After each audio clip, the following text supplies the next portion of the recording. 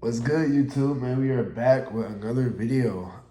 It's been a while, man. It's been a while. A lot of stuff in my life has changed, man. I'm currently in the United States Army.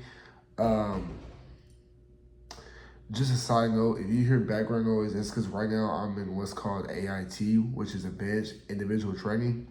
I just graduated from basic training last week, so right now I'm in AIT. So if you hear if you hear background noise, or you hear like this announcer go off, it's because it's like a whole bunch of stuff going on. Like every time they announce stuff, they announce it through the intercom. So if you hear like a loud bing bing bing, more than likely I'm going to like pause the video and resume it, things of that nature. But yeah, man, so right now I'm currently in AIT, but I just want to tell you guys about my basic training experience at Fort Jackson. That's where I trained, 10 weeks at basic training. But before I get to basic training, I just want to tell you about all the stuff I had to go through before I actually got there. So, when I first enlisted into the United States Army, I wasn't in the, what's the word? I wasn't, uh, like, okay, like my body fat wasn't within the standards of the Army or to actually go and do basic training. So I had to go to what was called an arms program. So I'm gonna kind of talk about that a little bit more later on into this video.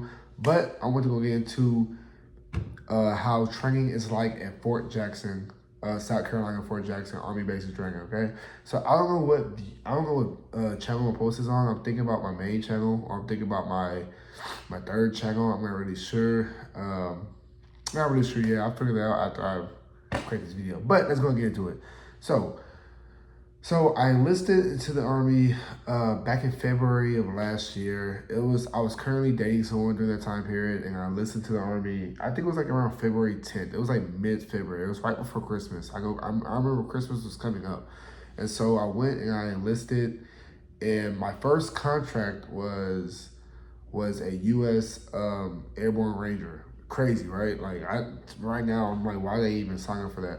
So I went to my ASVAB, came back, I passed, and so I chose. So the job I chose was an 88 Mike, right? So I chose that job. It was either an 88 Mike, which is motor transportation operator, 31 Bravo, which is military police, or 91 Bravo, which is wheeled vehicle mechanic. And so the reason why I didn't choose 31 Bravo is because I had a person in the Air Force, or like a homie in the Air Force, shout out Calvin, who told me that like them MPs, they be working long hours. So I was like, okay, nah, not really that. And then the reason why I choose 91 Bravo was pretty much the same thing. Oh, but another reason why I didn't choose 31 Bravo, which is military police, was because I was told by my recruiter that you couldn't have like anything airborne or airborne Army Ranger guaranteed in your contract as a MP. So ultimately, I chose 88 Mike, which is motor transportation, which is pretty much the same thing I've been doing all my life, which is driving trucks, but I'm doing it for the military. Um, so I chose that job. So I asked him if there was like a job I could have that had like a bonus with it. He told me the only job that he had for me with a bonus was the infantry. And I was like, I'm good for that. I think it was like a $20,000 bonus if I'm not mistaken. I think that's how much it was at the time. And I was good off that. I didn't want to join the infantry, so I chose 88 Mike, right? So chose 88 Mike, and he talked me into other things. So he talked me into like possibly doing airborne Army Ranger, which is basically like the Army Rangers or the Ranger Regiment, which is basically special forces. So he talked me into that. I kind of let him talk my brain up into that. So that was my initial contract. It was 88 Mike, a U.S. Army Airborne Ranger, right? So I did that. I got my contract done, and then a week later, I get a call from my recruiter saying, "Hey, because of your body fat, right, it's not where it needs to be for like the Army standards. You have to go to what's called the arms program, right, which is basically like this program where they help you lose weight before you actually ship off to basic training." So at this point, I was already like knees deep into this. Like I had my mindset that I was going to join the military anyway. So I was like, okay, it's cool. Like you know what I'm saying? Like I'm like, it's cool. I'll go there first. Whatever. Boom. So fast forward, I had to go back to MEPS and I had to redo my contract, right? So when I redid my contract, I told them to take off the Ranger, right? I was like, I'm good off the Ranger.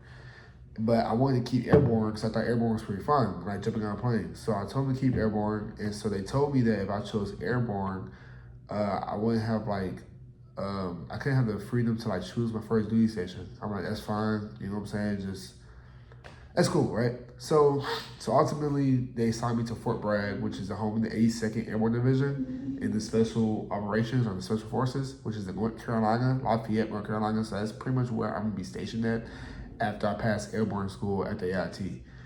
So fast forward to my ship out date, right? Uh, so after that, it felt like it took forever for me to get shipped out because I was waiting to February 11th. The February 11th is when I got shipped out. I got shipped out, got on the plane, landed in South Carolina, and my whole life like kind of changed from that point forward. Like it was a shock. You know, I ain't gonna lie to you. It's still a shock. It's still a shock right now. I'm still not. I'm used to a lot of stuff. I'm used to certain things, but I'm still not completely used to everything because, you know, living my life 6 years, 7 years at the high school, being like a regular civilian, kind of like it's kind of a shock to go into a mode of like being supervised, being watched as if I'm a little kid. But it's just the way the military do things when you're training. It happens to everyone. You could be 18, you could be 41. Like you're going to get treated like they're going to treat you like you don't know anything, which you don't know anything about the military, but they're going to treat you like a little kid, regardless, because you're training and they're trying to get you ready for the military. So I got to Fort Jackson and I got to this place called Receptions. So Receptions is basically this place where they basically give you like all your shots. You have to sign all this paperwork to basically have them. So what they're doing is they're putting you into the military system, right? So you're doing all this stuff. You get your haircut, they shave you bald, kind of like I am now. I'm not completely bald, but I was more bald than this because I just got my haircut last week. But I was more bald than this. With my first haircut at Receptions.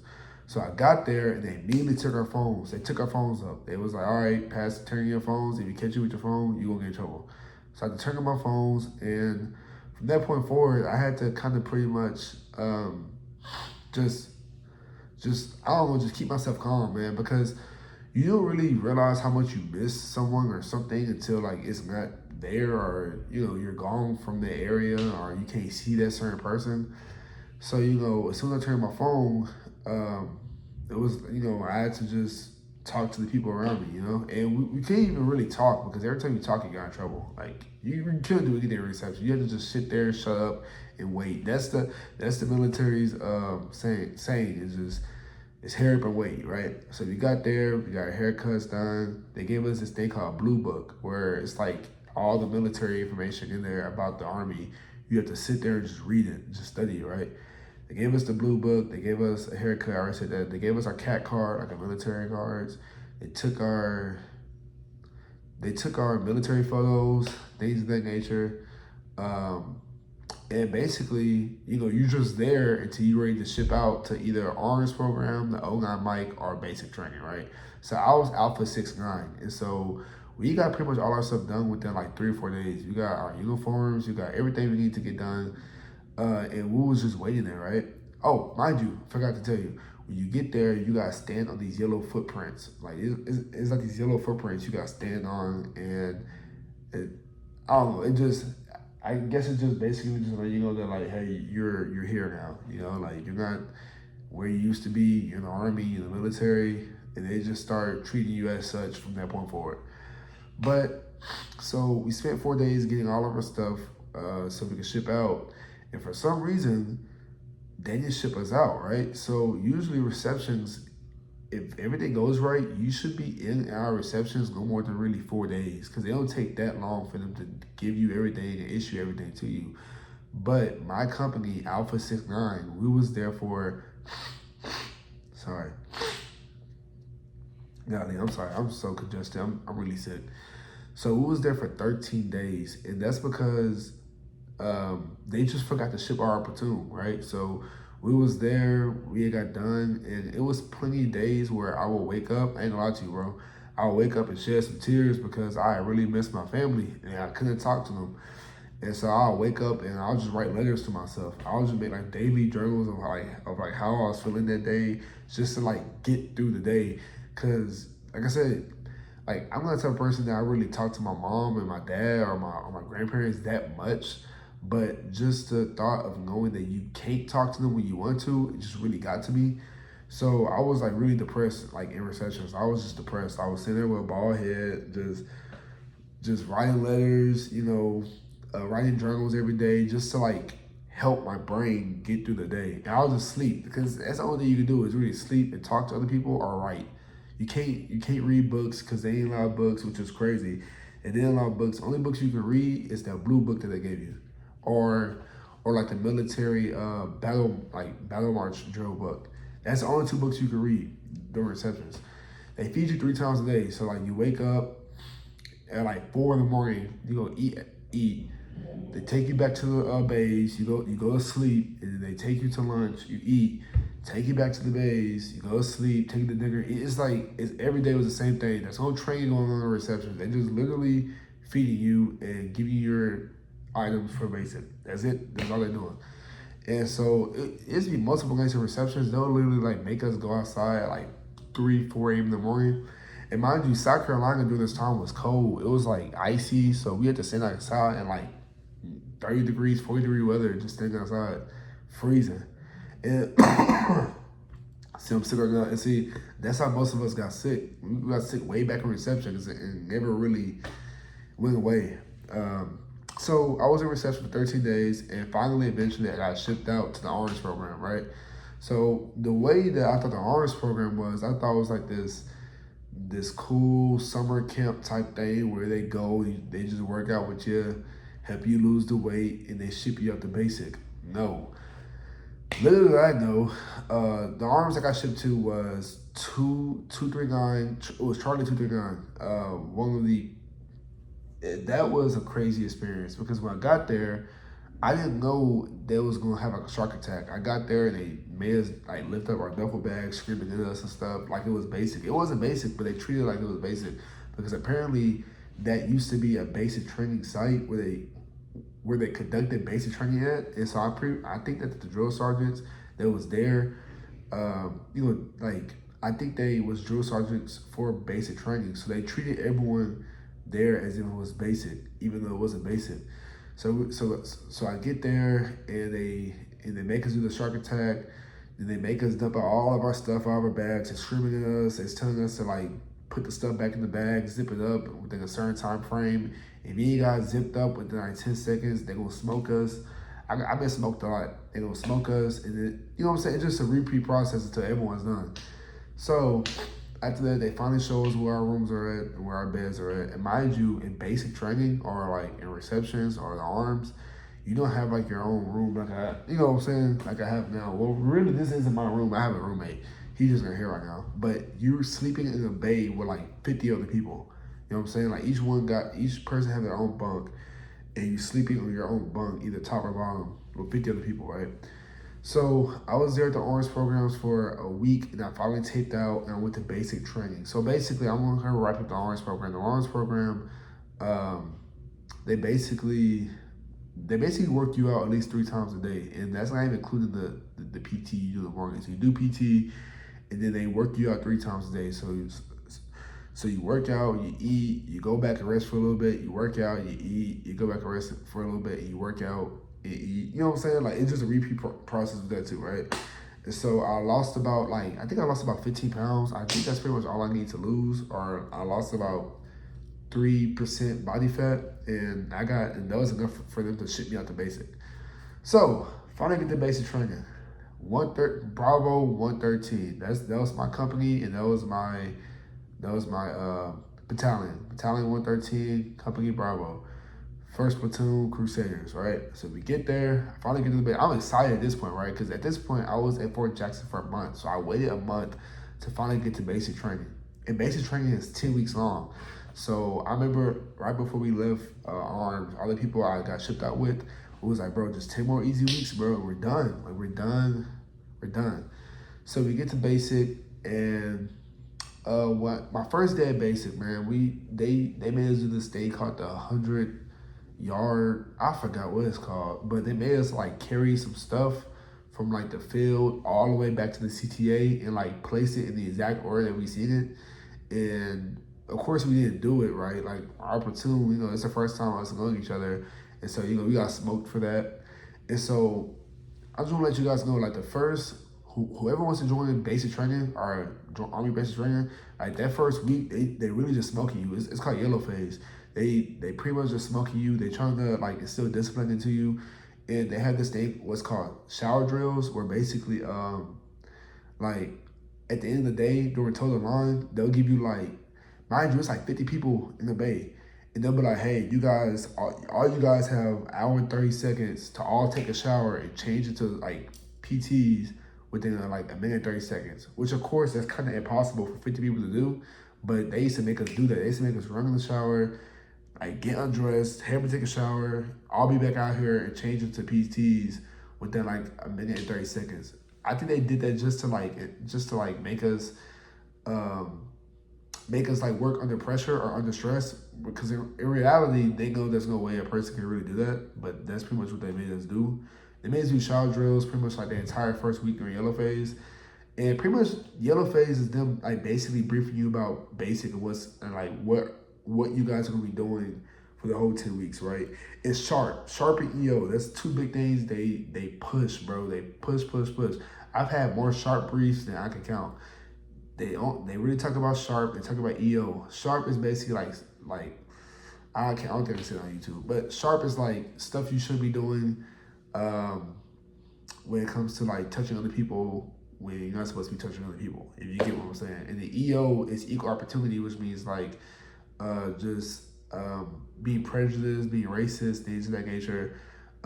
Both of those things can get you like caught up in some cases to where you can't leave basic and you stay there after your whole class graduates. So that was pretty much the first week, yellow phase. They pretty much briefing us on what's coming up.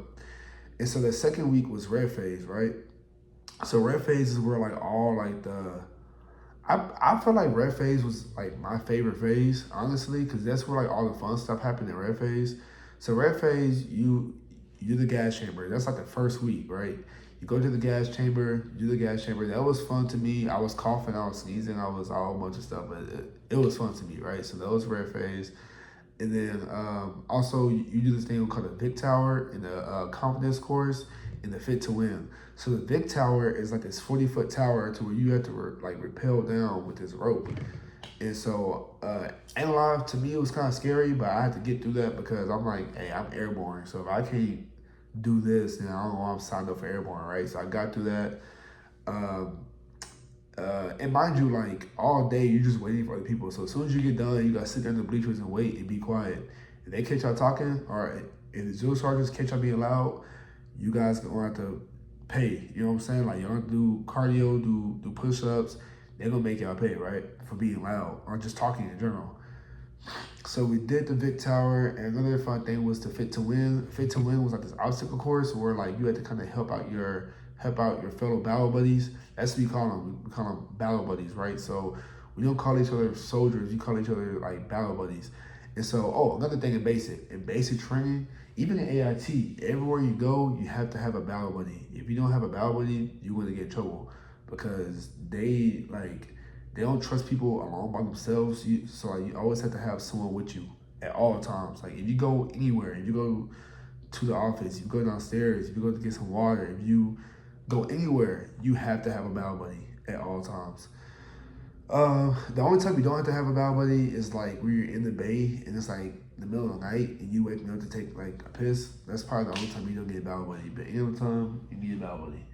So yeah, so we did the Vic Tower or the Victory Tower. We did the Fit to Win, which is like an obstacle course, and it was like a competition. So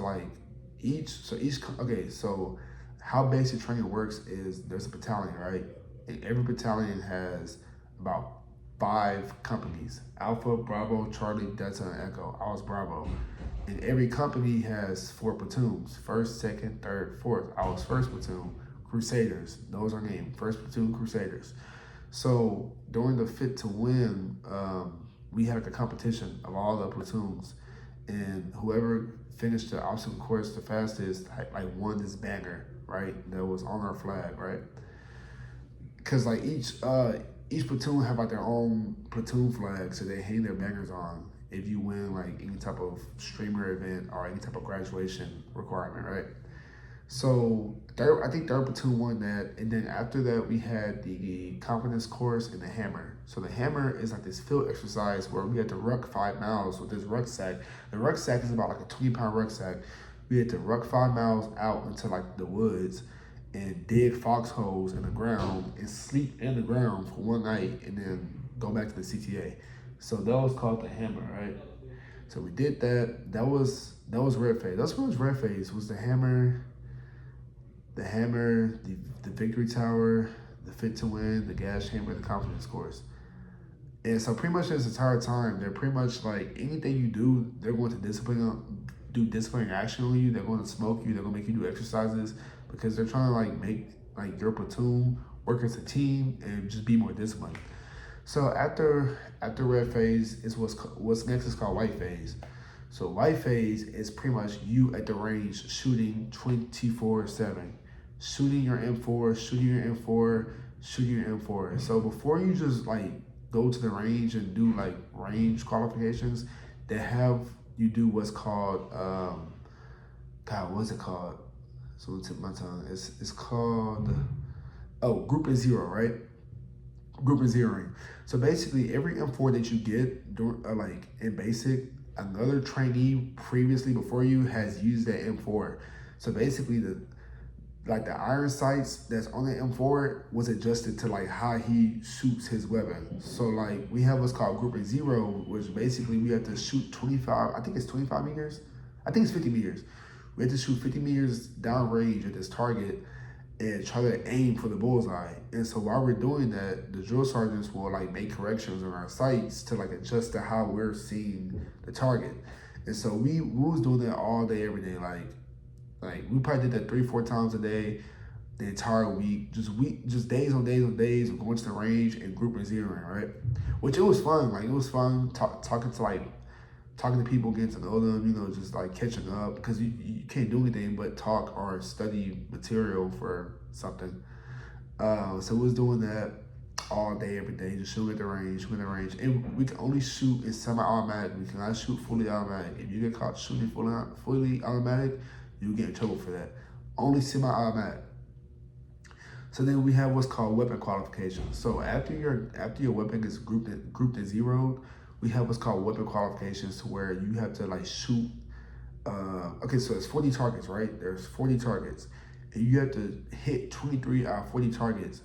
And so mind you, you're not just like laying in like one position, just knocking down targets. No, you have to there's like different positions you have to get into a different fighting stance, and you have to reload your magazine. You have to like fix your weapon if it's jammed. There's a whole bunch of stuff that goes into weapon qual that you have to really know and memorize or to qual well. If you have like a newer gun, it don't really give you problems, you're pretty much good. But if your gun was kind of like old, more than likely it's going to jam. Like it's going to have a malfunction. So you as a soldier needs to know how to clear malfunction because the drill sergeant ain't gonna help you do that. You need to know how to do that. You need to know how to like rack, reassess. You need to know how to like take it and look at it. You know what I'm saying? Just basically, you need to know how to like get your gun at that jam whenever it do jam.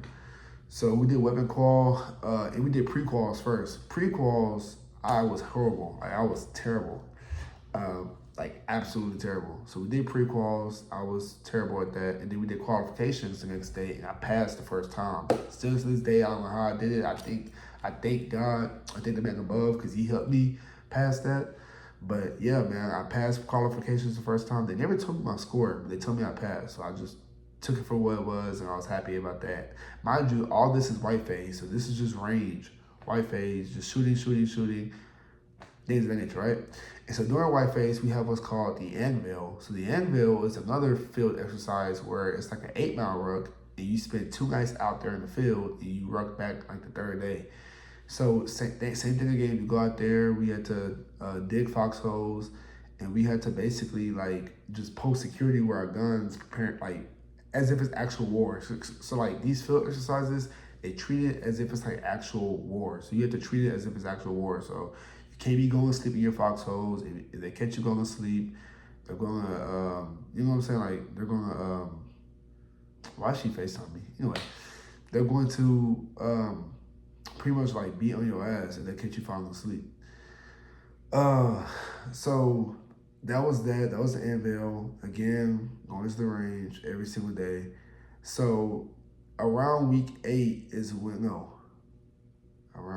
around week 6 is when it's the blue phase. So blue phase is basically almost gearing towards the end of basic training, right? So you went to the range, you passed your range qualifications, you did all the cool soldier stuff, and now you do like the last bit of cool soldier stuff before you call yourself soldiers.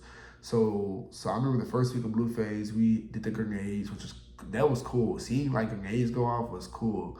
We did the grenades, and we did what's called like buddy team live, where we have to like, so it's you and your battle buddy, you have to call out messages and signs to each other to like let each other know when to like move, like go forward, and like another person like is covering you. We have to like shoot down range and attack the enemy while we're both going down the field or going down the path, attacking the enemy with like live rounds. So that was cool. We did that, and that was pretty much the first week of blue phase. It was just grenades and buddy team and like Omaha Live, Omaha Blank. And then the last week of blue phase was the Forge. So the Forge is like this last event. It's like the last event of basic training. Once you pass that, you pretty much pass basic. Oh, forgot to mention, in basic training, you have what's called an ACFT. I think now they just changed it to AFT, but you have what's called an ACFT, which you have to pass the last one. The first two, I mean, it's good to pass them because like, you know, you have the confidence to pass the last one, but the last one is what really matters. You have to pass the last ACFT you want to graduate.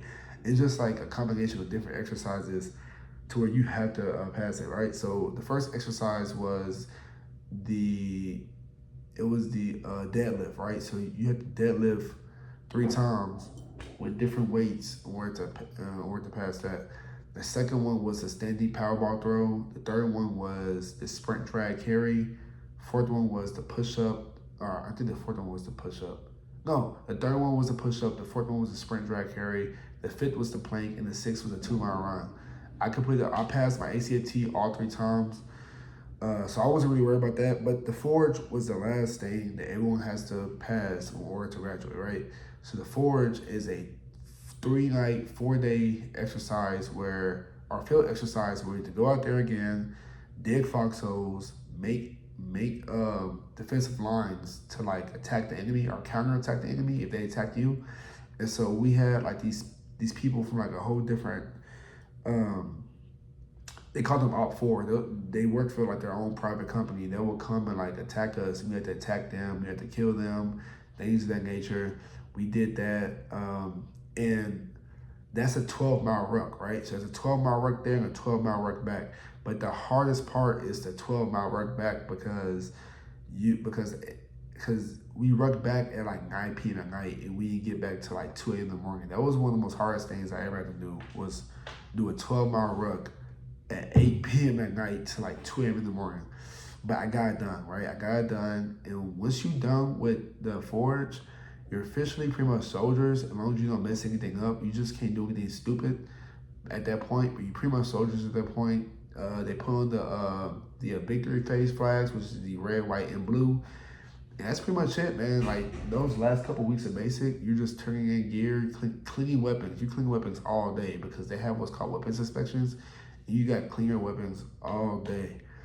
Turning in gear, cleaning weapons, and just basically just preparing for graduation. And that last week, the week I graduated, we was doing graduation rehearsals and for 2 days. And that Wednesday was family day, so I see my family for the first time in 3 months. That was really great. I cried, I ain't gonna lie to you. That was pretty emotional, seeing my family for the first time in 3 months. And then the day after that was graduation day. And the day after that was the day I got shipped off to AIT, which right now I'm currently at Fort Leonard Wood, Missouri. just want to let you guys know that I did lose 60 pounds within like the process of like those 3 months. Like I went into Fort Jackson weighing 240, and currently right now I'm at, hold up. Okay. Yeah, I'm at Fort Leavenworth, and so like I said, I lost about 60 pounds when I shipped out to Fort Jackson, and February the 11th, I was like around 240. Right now, I'm around like 185 ish, around there. So I lost a whole bunch of weight. I'm not where I want to be yet, but I've lost a whole bunch of weight. But yeah, that's pretty much my basic training experience. It's pretty much 2025 basic training at Fort Jackson. So if you guys do ever want to join the military or join the Army, there's Fort Jackson, Fort Sill, and Fort Leavenworth. I train at Fort Jackson, so I feel like Fort Jackson is one of the easiest places to train because I'm in Fort Leavenworth, AIT, and they treat this like it's basic training. I ain't gonna lie to you.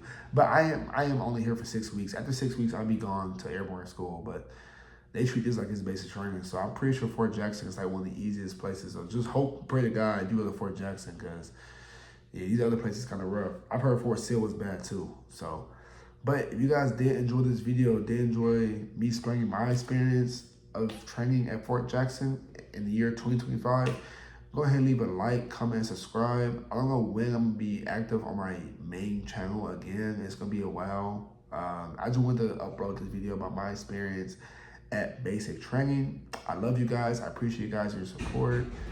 I just turned 25 on Sunday, so I'm kind of excited about that. And I'll see you guys in my next video. Peace out.